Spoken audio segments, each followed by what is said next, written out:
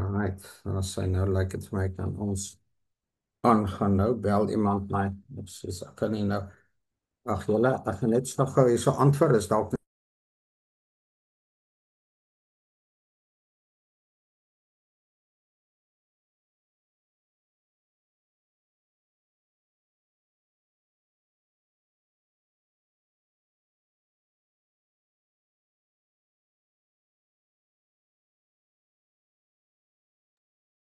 nou sê ek jammer julle, dit was nou my pa wat my skoonpa wat my gebel het.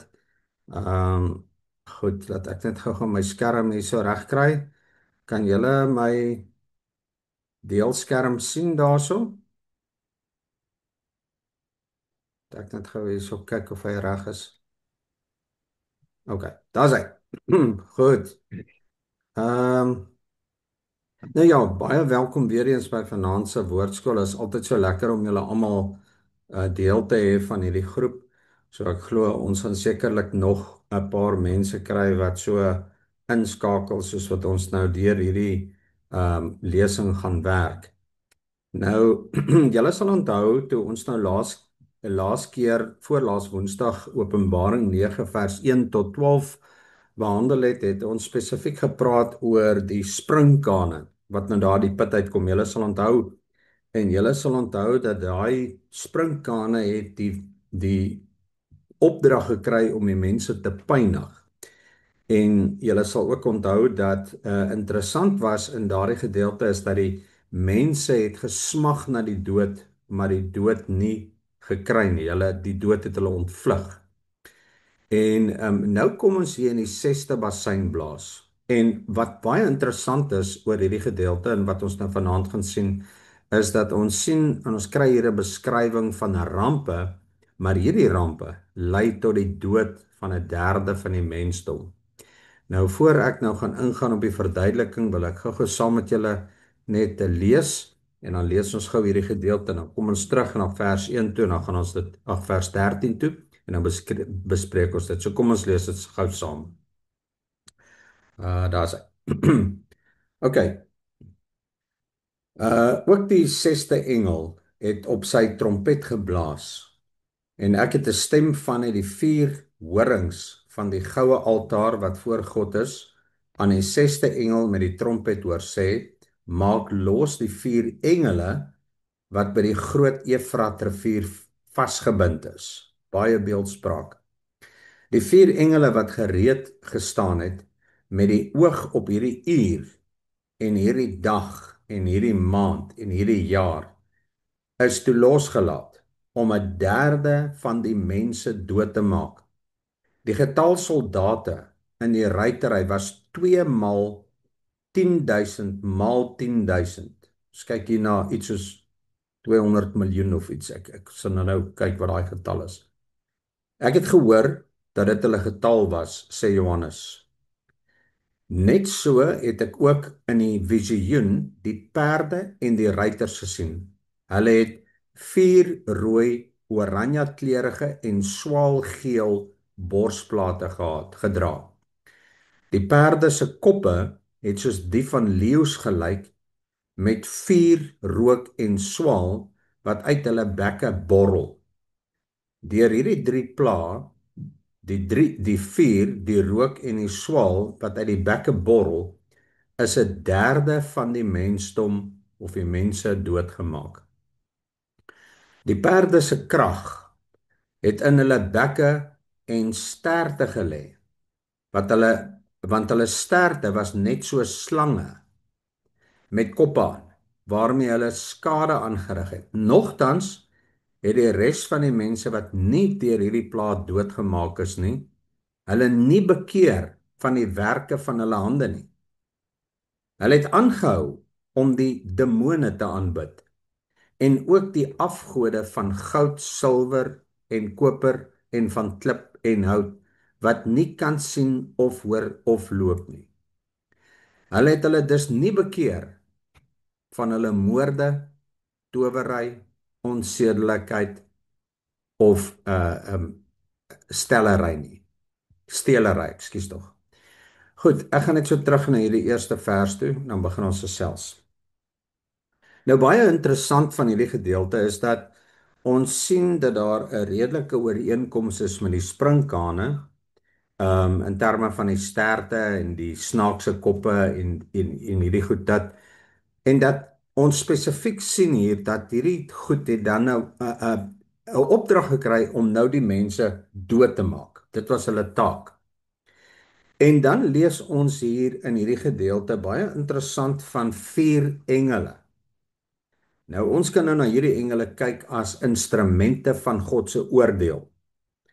En dan is Johannes baie spesifiek wanneer hy sê hulle word by die Efraat rivier teruggehou van waar die vyande van God se volk tradisioneel dikwels die land van Israel binnengedring het. Nou as ek gaan nie nou daarop in nie, maar as 'n mens teruggaan en jy kyk tradisioneel na die lande wat vir Israel binnegeval het hulle Israel binnegeval so van die oostelike grens af. Nou daar's verskeie verse in Jeremia 2 vers 18, Jeremia 13 vers 4, 51 vers 63, Openbaring 12 vers 16 vers 12 en Genesis 15 vers 18 wat ietsie van hierdie vergelyking vat. So wanneer ons dit lees, dan sien ons dat Johannes maak hier spesifiek gebruik van die antieke geografiese terme om hierdie vreesaanjaende aard van hierdie komende oordeel van God oor die opstandigheid van die wêreld uit te beeld. Nou ek het soos ek Sondag gesê het in my boodskap, sal julle onthou dat ek gepraat het van dat Johannes of die boek Openbaring gebruik tussen 400 en 500 Ou Testamentiese beelde, metafore, illustrasies en dies meer. Dit maak dit baie moeilik vir 'n moderne leser om somme op die oog af die boek Openbaring te lees en te dink jy verstaan wat jy lees. Jy moet baie versigtig interpreteer met die boek Openbaring omdat jy daardie ou beelde en gelykenisse en goed wat wel bekend is aan die Jode, omdat ons nie daai goed ken nie. Daar's 'n geweldige afstand tussen ons en daai aanvanklike lesers. Maar wanneer daardie lesers die boek Openbaring gelees het en of gehoor het van die beelde en die dinge wat Johannes noem, het hulle presies geweet waaroor dit gaan. Hulle het nie getwyfel nie. So hier gebruik Johannes nou hierdie kom ons noem dit 'n histories politieke gebeure van die Ou Testament. Gebruik hy nou en hy beskryf werklikhede wat veel erger gaan wees, veel sterker as wat die gebeurtenisse wat geografies destyds in Israel plaasgevind het. Maar vir die Jode wat hierdie gedeelte lees, sal baie goed verstaan wat Johannes hier probeer uitdruk. So God se handelinge is nie in hierdie gedeelte net toevallig nie, maar dis beplan en presies. Dit is op 'n bepaalde tyd, sê die Bybel, op 'n bepaalde uur, 'n bepaalde dag, 'n bepaalde maand, 'n bepaalde jaar. Dis baie presies. Ons weet natuurlik nie wat daardie bepaalde dag en maand en uur en des meer is nie, maar ons kan duidelik sien dat Johannes is in 'n posisie waarin Jesus vir hom bekend maak dat hierdie gebeure aan God en aan die hemele aan God bekend is. God se handelinge is nie toevallig nie, maar dit word beplan. So nou sien ons daar's wysigings. Ons lees in hierdie gedeelte van wysigings na die goue altaar van reukwerk. Word van net hierdie posisie word die loslating van hierdie engele wat vasgebind is met die gebede van God se heiliges. Hier word hierdie goed losgelaat oor die aarde. En as ons dus 'n bietjie, ek wil net nie alles nou lees nie. Maar wanneer 'n mens hierso by vers 16 kom, dan word 'n gemonteerde of kom ons sê 'n hierdie leer van so wat 200 miljoen perde en ruiters word dan nou hier losgelaat. Nou hier wil ek 'n bietjie stil staan. Want ek dink as 'n mens nou kyk, ek het so 'n bietjie na verskillende kommentare gekyk, want ek meen 200 miljoen. Kan jy jou indink 200 miljoen perde en ruiters moet vervoer word, moet kos gegee word, moet versorg word, moet gewas word of wat ook al die geval mag wees. Die logistieke aan so iets is net eenvoudig ongelooflik. So sommige ouens, so sommige kommentare reken dat hierdie dalk nie heeltemal 'n letterlike leer is nie, maar dat dit meer wys op die verskeie faktore soos demoniese entiteite as wat dit noodwendig wys op fisiese 200 miljoen perde en hulle ruiters en so meer. Ek wil miskien dalk die volgende stelling hier maak en ek ek voel dat baie ouens die fout maak met dit en dit is dat hulle getalle en dae en tydperke in Openbaring letterlik vertaal. En daar's min dinge in die boek Openbaring, dink ek, wat ons net letterlik kan vertaal. Dis baie beeldspraak en baie beelde wat gebruik word uit die antieke Jodendom uit of uit Israel uit. So 'n mens moet versigtig wees om getalle op sigself sommer te vat en te sê, goed, daar's presies 200 miljoen perde met hulle ruiters. Ons weet vandag dat oorlog word nie meer gevoer met perde nie. So dit moet duidelik iets anderster vir ons uitbeeld. So ek dink wat ons miskien hier vir mekaar moet sê is dat die ruiters op hierdie perde, die ruiters self is nie regtig baie belangrik nie, maar hulle dra 'n helder gekleurde borsharnasse van vuurrooi, donkerblou en swaalgeel borsharnasse wat absoluut dui op 'n bonatuurlike, bo-menslike tipe ruiter. Dis nie net gewone mense nie. En ek dink wat baie belangriker is om te verstaan van hierdie gedeelte is dat as 'n mens kyk na hoe die perde beskryf word, dan weet ons hierdie is nie gewone perde nie. Hierdie moet iets anderster wees. En ek het natuurlik vanuit 'n tegnologiese oogpunt uit het ek 'n argument rondom dit, maar ek gaan dit nie nou bespreek nie, maar ek dink wanneer ons kyk na die perde, dan sien ons dat hierdie is nie gewone perde nie. Hierdie goed het koppe soos leeu's. En dit lyk of die perde geweldige belangrike rol speel, amper belangriker as die ruiters wat op hierdie perde is. Want hierdie perde is instrumente van dood.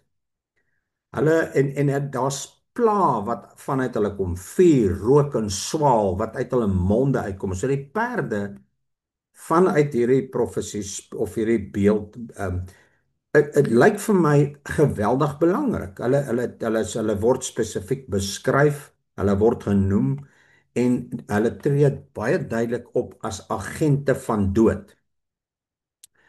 En dan sien ons verder in hierdie gedeelte sien ons dat hierdie perde het sterte soos slange wat mense kan doodmaak volgens vers 17 tot 19. Anders as die sprinkane waarvan ons gelees het, of kom ons noem dit nou maar hierdie sprinkaan gedrogte waarvan ons gelees het wat se sterte nie kon doodmaak nie, maar wat geweldige pyn veroorsaak het. Soveel so dat die mense gesmeek het om te sterf, maar hulle kon nie sterf nie. Maar hier sien ons iets anders dan. Hierdie is nie sommer net skorpioensterte nie, hierdie is slange. En hulle het die mag om 1/3 van die mensdom dood te maak. Nou ek het 'n interessante stukkie kommentaar gelees van 'n persoon, generaal William K. Harrison.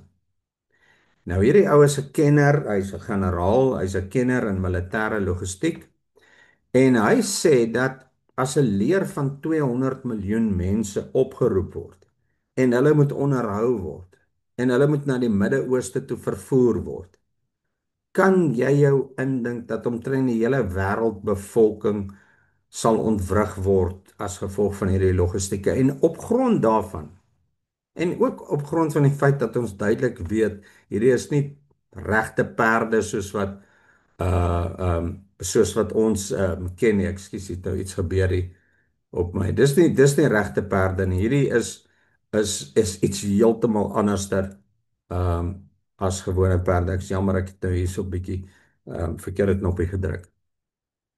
So ek dink soos generaal Harrison ten opsigte van hierdie aspek van Openbaring wys, het God miskien die mens met ons weet God het die mens met beperkings gemaak Maar ons sien ook hier dat die samestelling van hierdie leer waarvan hier gepraat word, lê ver bo die vermoëns van die mens.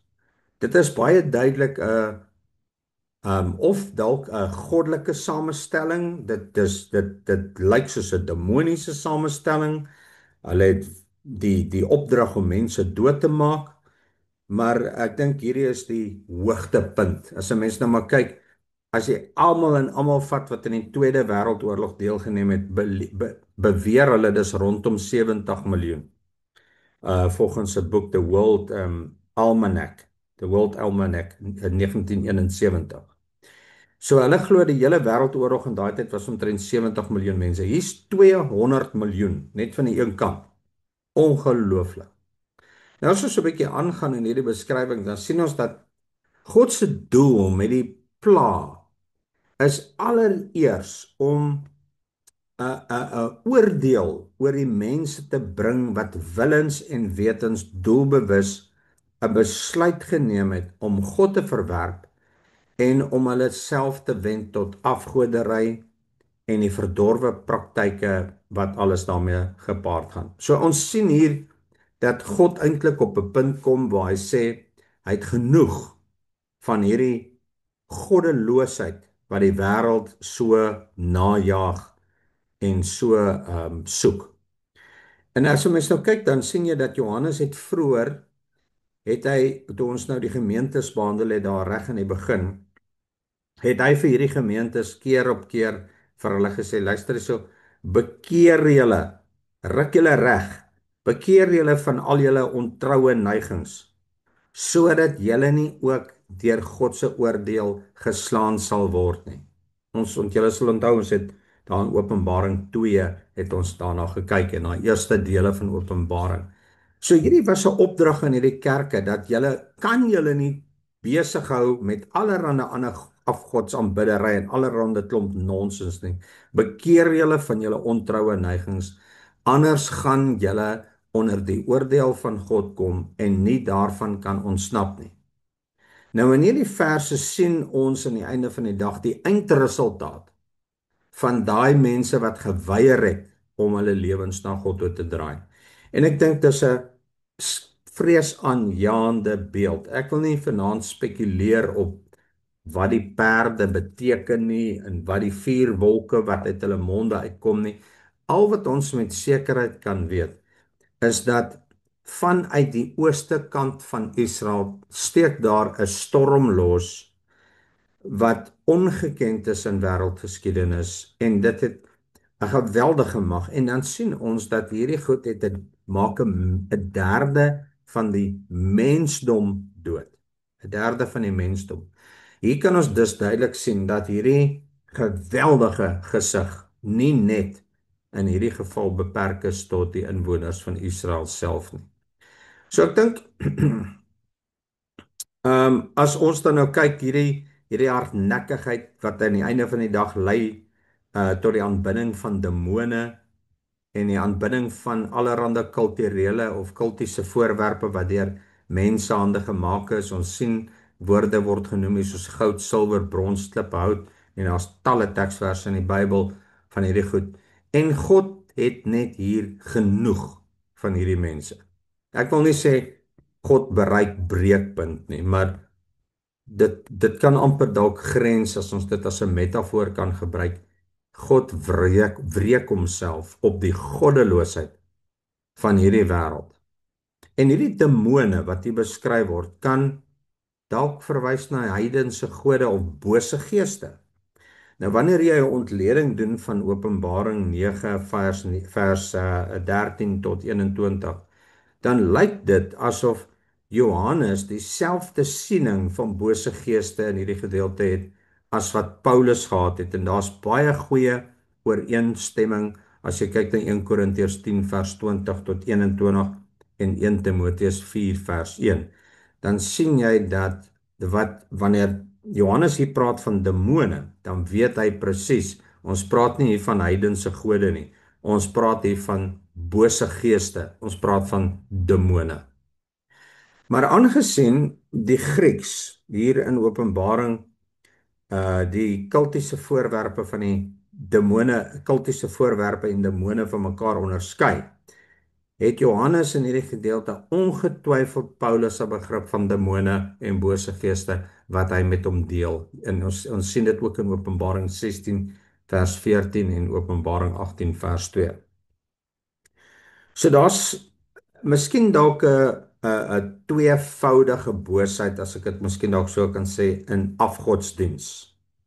Nommer 1, dit ontneem die ware God van sy eer, Romeine 1 vers 23. En nommer 2, dit lei tot omgaan met bose geeste wat die mens korrup maak. So ek wil hê jy moet hierdie twee aspekte baie duidelik onthou. So daar's tweevoudigheid, 'n tweeledige kom ons noem dit nou 'n siening of 'n inslag of 'n impak van die boosheid. Die eerste een is dit ontneem God die eer wat hom toekom, Romeine 1 vers 23. En nommer 2, dit lei daartoe dat mense omgang het met bose geeste wat mense se harte en hulle denke totaal en al korrup maak. En ek dink dis 'n geweldige siening wat 'n ou het van hierdie, jy weet, en dan sê die Bybel vir ons hierso in hierdie vers 9 vers 21, hy sê ten spyte van hierdie geweldige ding wat met hulle gebeur, het hulle dus hulle nie bekeer van hulle moorde, towery, onsedelikheid of steelery nie. Hulle het nie hulle bekeer nie. Dis amper asof ons hier 'n stukkie lees uit die koerant uit. Hulle het alweer soveel mense vermoor. Hulle het alweer hier allerhande kultiese en okkultiese goeders gedoen. Onsedelikheid, die diefstal en bedrog net in ons land.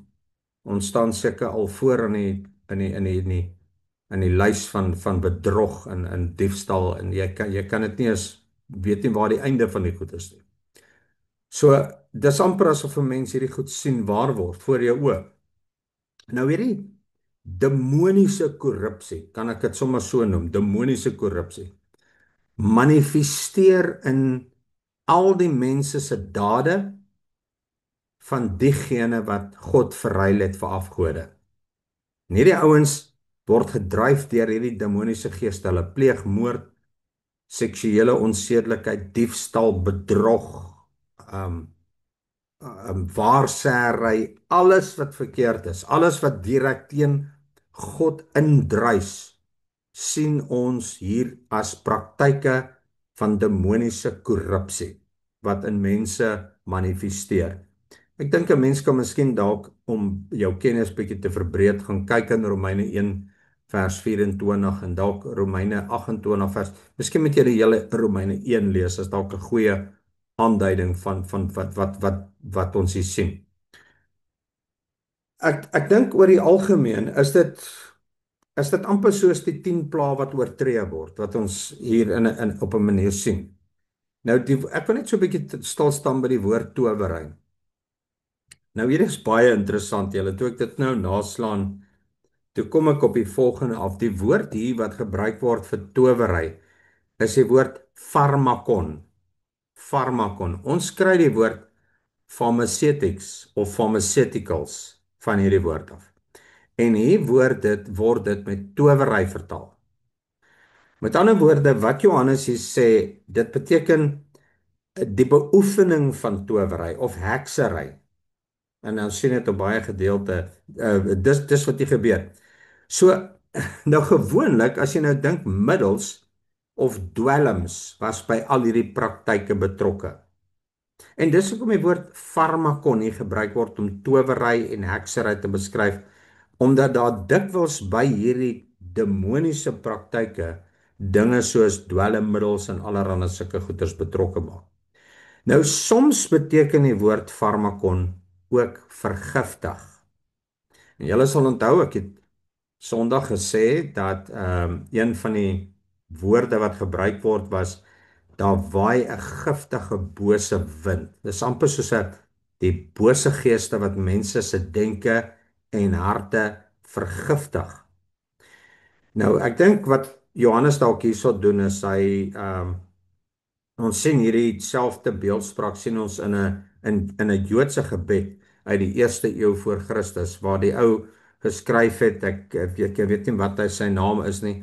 Hy skryf daar, hy sê ek roep aan en ek bid tot die Allerhoogste, die Here van die geeste van alle vlees, teen die wat met lustigheid vermoor en vergiftig Farmakon. Het die elendige voortydig verlore gegaan en dan gebruik hy Griekse name wat ek nou nie kan uitspreek nie. En dan sê hy want wat het hulle gedoen? Hulle het hierdie mense se onskuldige bloed goddeloos vergiet. Hulle het dit op 'n goddelose manier gedoen. En ek dink 'n mens kan ook hierso sê dat Jesus se bloed het hulle op 'n goddelose manier het hulle dit vergiet. Die Jode, die Israel, God se volk, sal hulle op 'n goddelose manier vergiet. Hulle vergiftig eintlik. Dis baie sterk terme wat Johannes gebruik om te probeer vertel of uit te druk hoe ongeweldig ehm hoeveel wraak God in hierdie terme uitdruk wanneer hy kyk na die boosheid en die demoniese werke om ons. Dis net ongelooflik dat die woord farmakon in hierdie konteks ook gebruik word om die mense te vergiftig. Hy vergiftig hulle denke, hy vergiftig hulle harte en dan probeer hy ook om die bloed te vergiftig. So die tweede doel van God wat in hierdie pla gesien word. Die tweede doel daarvan is dan nou om die mense tot inkeer te bring. Aan die een kant kry hulle wat hulle verdien, maar aan die ander kant is daar 'n stuk genade in. En in hierdie gedeelte is dit asof Johannes sê, maar luister, jy word net wakker.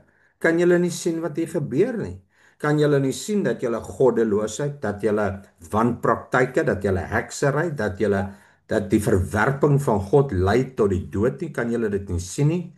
En dan is dit amper asof ons hier ietsie leer van God se se se se genade, waar hy sê maar kom tot inkeer. Bekeer julle. Julle kan mos nou sien wat se gevolge van julle dade. Maak 'n verandering. Draai. God wil nie hê dat enige mens veroordeel moet word nie of oordeel moet verduur nie, maar dat almal gered moet word. Sê Lukas 13 vers 3, en vers 5 en 2 Petrus 3 vers 9 en verskeie ander teksverse wat sê God wil nie hê dat enige iemand verlore moet gaan nie, maar dat almal die koninkryk sal beerwe. En tog is daar meer as 2/3 van die mensdom wat doelbewuste besluit neem en kies om opsetlik teen God se wil vir hulle lewe in te beweeg. So die vraag is nou net, as ons God se woord en God se werke volhard, as ons daarin vasbyt, dan is daar nie 'n oordeel oor ons nie. En ek dink maar wanneer ons dit verwerp, dan bly daar net een oordeel oor. En dis die oordeel van die dood. Ons lees dit op verskeie plekke in Romeine ook. En ek dink wil ek miskien dalk halt roep met hierdie teks. Is nogal 'n dis 'n swaar teks en met geweldige beeldspraak en ek dink as ek nou kyk en ek het dit al voorheen by verskillende ander Bybelklasse gesê ook dat die hoeveelheid navorsing en kommentaar wat gedoen is op hierdie gedeelte al en om elke dingetjie uit te trek is so ontsettend baie dat jy regtig waar 'n hele boek kan skryf van elke hoofstuk van Openbaring en jy sal nog nie alles kan omvat nie. So die kort van die lank is as ek vanaand kan saamvat met hierdie gedeelte is die volgende en dit is dat dis baie duidelik dat daar geweldige genadeloose oordeel sal losbars rondom die mense wat God doelbewus verwerp en bose geeste en dinge aanhang. En hulle dink hulle kom weg daarmee en dan kom hierdie einste bose geeste en pynig hulle en maak hulle dood, dat daar net 1/3, of 2/3 van die mensdom oorbly. So ek dink 'n mens moet daarna kyk en sê, Here, dankie ook vir u stukkie genade. Maar meer as alles, mense, die waarskuwing wat in hierdie gedeeltes na vore kom, is net ongelooflik. Ons kan nie ons kan nie dink dat dat ons kan nie eers begin dink wat die impak moontlik kan wees wanneer ons kyk na hierdie oordeele van God. Ons kan nie begin verstaan eintlik hoe geweldig God voel oor hierdie dinge nie. En dis net asof die mensdom doelbewus na die sonde en die afbreek en die verval kyk en hulle word demonies beheer. Daar's nie 'n ander verduideliking daar. Ek dink hier is van julle wat sekerlik nou al talle male op die nuus gesien het of miskien dalk van Charlie Kirk se gesprekke op video gesien het, dalk waar hy met mense argumenteer of waar hulle vir hom kom vra oor dinge. En dan kan jy net duidelik sien dis 'n manifestasie van 'n demoon. Of jy sien dikwels dat iemand besig is om op die straathoeke of iewers te evangeliseer en vreedsaam daar staan en die woord van die Here verkondig. En dan sal iemand hulle kom konfronteer met die mees sinneloosste snert, wat baie duidelik 'n uitbeelding is dat daardie persoon onder die mag en die beheer van demoniese geeste is. So ek dink ons moet in hierdie as Christen gelowiges twee dinge doen wanneer ons na hierdie gedeelte kyk. En die eerste een is dat ons die waarskuwing sal hoor en die waarskuwing ook ter harte sal neem. En die mense wat nog nie tot geloof gekom het, dat ons hierdie mense sal waarsku, met hulle sal praat. Hulle sal inlig en vertel van Jesus. En dan die tweede gedeelte is dat ons ook sien dat daar 'n stuk genade in is. Waar Jesus vir ons sê, weet jy, kom tot bekering, kry jou lewe reg. Jy het nog geleentheid. Daar is nog 'n kans.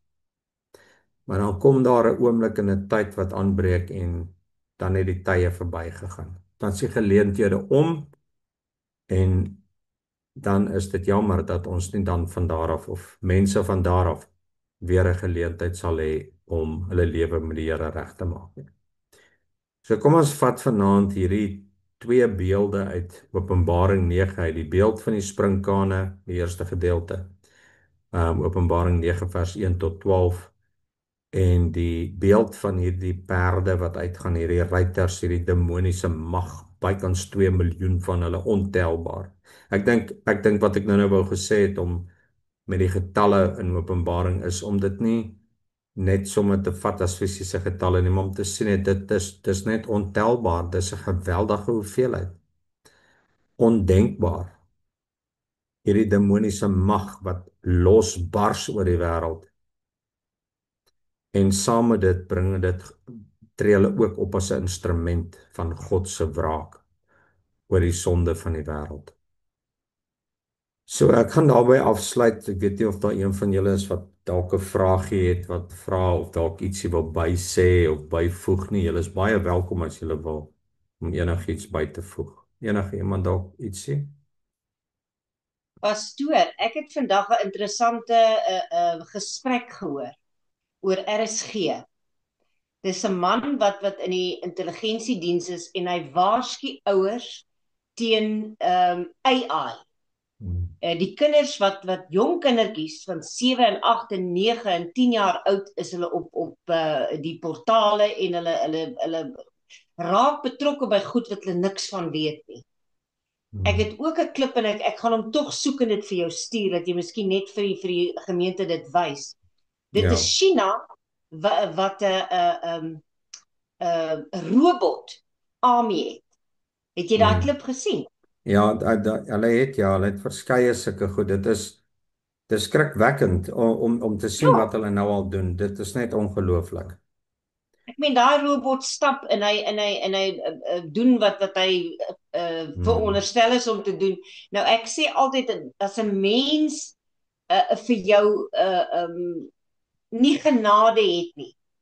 Mense het nie vir 'n dier genade of vir 'n ou mens of vir 'n kind nie. Hmm. Hoeveel te meer 'n robot Nee, in daai ja, uur as daar 200 miljoen robotte moet kom. ja, Ek ek meen het hulle sal alles uitwis in 'n oomblik. ja, ek het nou die voorreg om in Oktober maand hier so in die net so na die 20ste van Oktober daar in Bloubergstrand, het ek 'n geleentheid om met 'n klomp skoolhoofde en onderwysers te praat. So 200, 300 hoofde, skoolhoofde en onderwysers, en ek gaan die geleentheid hê om met hulle te praat spesifiek oor die gevare en die etiese gebruik van artificial intelligence en die impak wat dit gaan hê op kinders. So Dis fantasties. ja, so ek het daar geleentheid en ek daai baie mooi uiteensit.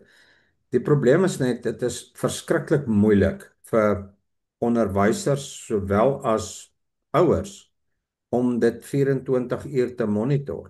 Kan nie. Kan Jy nie. kan nie. Um Die kinders het almal hulle apparate en hulle doen. ja, ek het hierso Die kinders is slimmer as die ouers deesdae, dis die ding.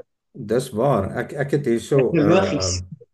op julle nytjie ek het so 'n ou tablet hier en nou wat ek met die ding gedoen het, ek het sagteware op hom gelaai sodat ek dit kan beheer. So ek kan presies sien wat sy sien en ek kan presies bepaal hoe lank sy skerm gaan aanbly, wanneer hy aangaan en wat se speletjies. Hy kan niks aflaai of op die internet gaan sonder dat ek daarvan weet nie. En Dis ek wat jy dink moet doen, maar doen die ouers dit? ja, en dit is die ding. Ek dink nie die ding is die kleintjies kan jy nou nog beperk, maar in die oomblik wanneer hulle hier by die 13 jaar uitkom, is hulle al so slim. Hulle is slimmer as die ouers. Dit is so. En Dis so. dit is so 'n mens moet deur middel van gesprekke, gesprekvoering kinders inlig van die geweldige gevare van hierdie goed, want die probleem met hierdie tegnologie is dit raak so goed. Ek het vandag 'n video gekyk. Dit raak so goed dat dit kan my gesig en my beeld en my stem 100% Almal. kloon. En dit kan gebruik word op 'n vyandige manier. Dit kan gebruik word om my naam skade aan te doen of enigiets van die aard. So ons gaan meer en meer van hierdie deepfake goed gaan ons sien. Ons gaan dit sien en 'n mens moet baie versigtig wees nou. Ek miskien dalk vir julle sê en ek vir die ouers ook daar sê is dat om jouself te beskerm teen deepfakes. Een manier om dit te doen is dat julle tussen mekaar 'n kodewoord het. En dat hierdie kodewoord 'n woord is wat julle goed ken onder mekaar. En dat wanneer jy gebel word deur 'n robot, wat al talle male gebeur het in Suid-Afrika, of jy kry 'n video call en dit lyk asof dit ek is wat jou bel en ek vra of jy nie vir my geld sal oorbetaal nie of enigiets van die aard, dan kan jy vir my vra wat is ons kodewoord? En dan weet jy onmiddellik of jy te doen het met 'n deepfake of nie. Maar nou moet jy ook verstaan dat jou kodewoord moet nou nie iets wees wat rond lê nie. Dis ook nie iets wat jy tik op aanlyn nie. Dit is iets wat jy hou en dit bly tussen ons. So ons het 'n kodewoord. Ek het 'n kodewoord vir Mia. Ons het haar die kodewoord geleer al vandat sy skool toe gegaan het, dat niemand haar mag optel as hulle nie die kodewoord ken nie. So as iemand daar kom en sê Mia, jou pa het my gestuur om jou te kom haal, of Elanay, pappa het my gestuur, dan vra sy wat is die kodewoord? Ja. En as die persoon nie die kodewoord het nie, dan is dit 'n valse storie. So ons gaan sulke dinge moet ontwikkel wat ons kan help om ons te beskerm teen deepfakes, families. Ja. Nee, So verseker. die groot oorlog vandag is teen die kind. Ja. Jy weet as 'n babietjie in die baarmoeder is, word hy geabort. Of Ja. hy word gebore en op die eerste dag in Amerika, weet jy as 'n kind 18 jaar oud is, het hy al in die 70 vaksines gehad. Hulle Ja. sê die eerste dag van 'n baba as die babatjie 'n dag oud is. Daai vaksines, ek meen hepatitis B is 'n seksuele oordraagbare siekte waarvoor daai kind. Dis 'n kind van 'n dag. Hoekom moet hy nou teen sulke goed gevaccineer word?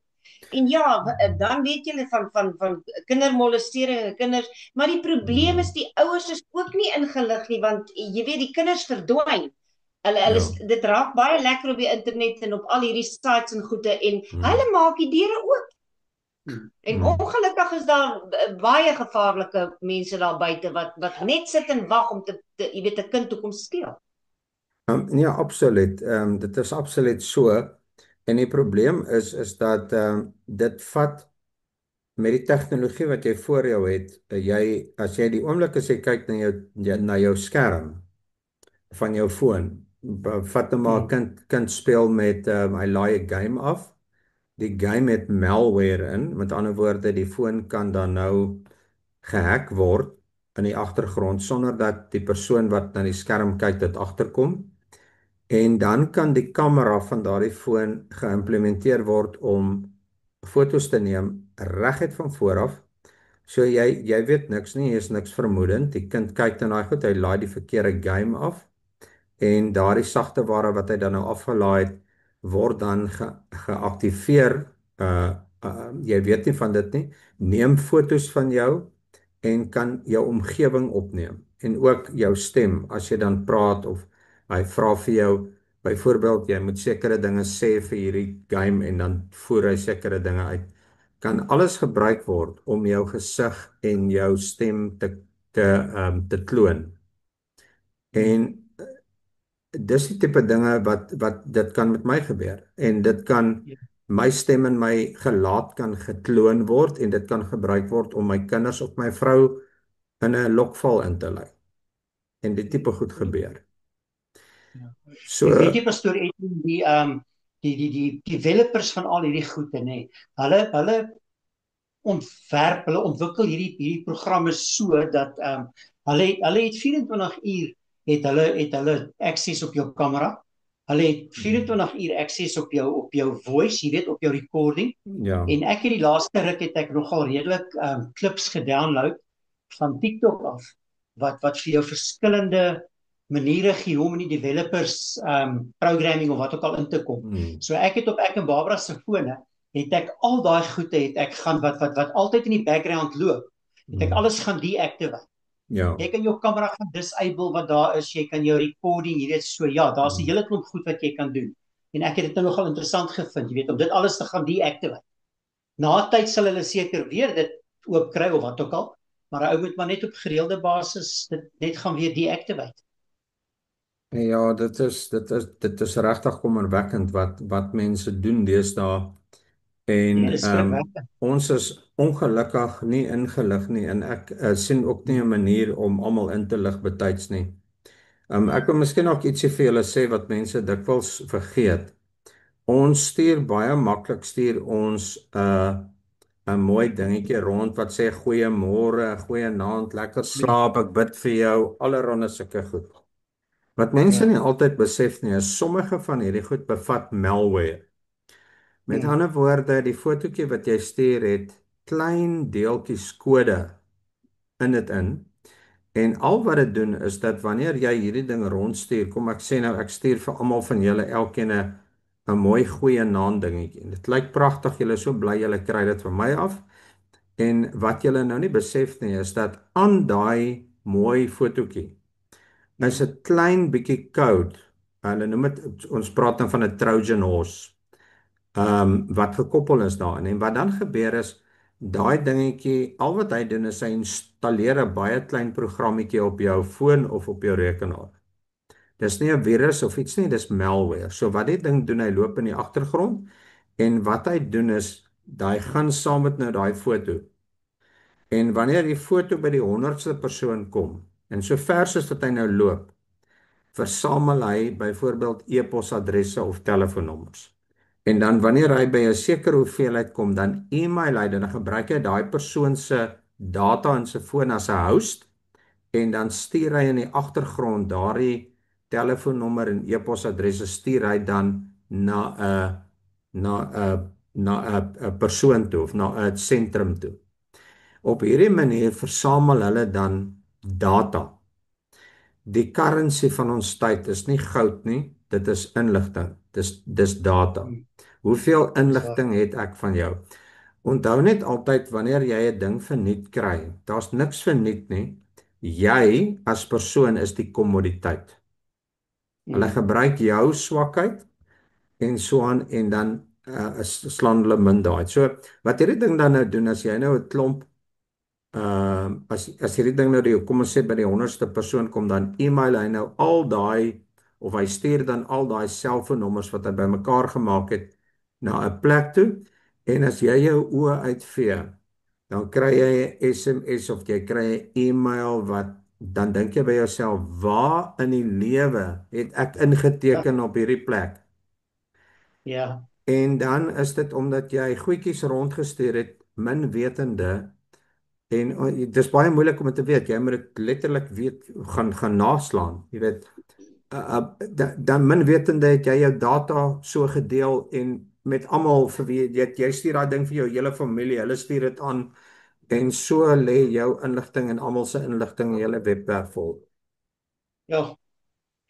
Nee, die mense is onkundig, pastoor, dit is so.